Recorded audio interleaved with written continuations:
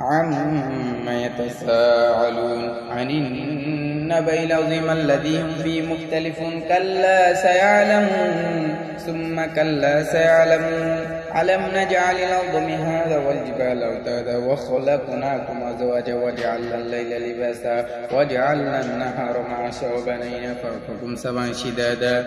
وجعلنا سراجا وحاجا وأنزلنا من المعصرات ماء ثجاجا لنخرج به حبا ونباتا وجنات ألفافا إن يوم الفصل كان ميقاتا يوم ينفخ في الصور فتأتون أفواجا وفتحت السماء فكانت أبوابا وسيرت الجبال فكانت سرابا إن جهنم كانت مرصادا للطاغين مآبا لابثين فيها أحقابا لا يذوقون فيها بردا ولا شرابا إلا حميما وغساقا جزاء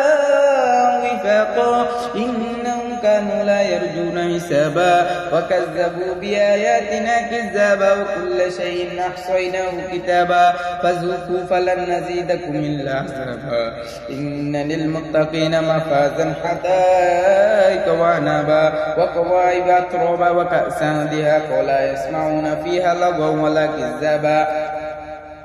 جزاء من ربك عطاء حسابا رب السماوات والأرض وما بينهما الرحمن لا يملكون منه خطابا يوم يقوم الروح والملائكة صفا لا يتكلمون إلا من عزن له الرحمن وقال صوابا ذلك اليوم الحق فمن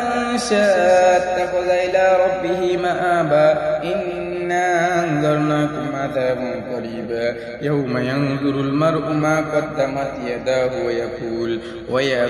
الكافر يا ليتني كنت ترابا صدق الله العظيم.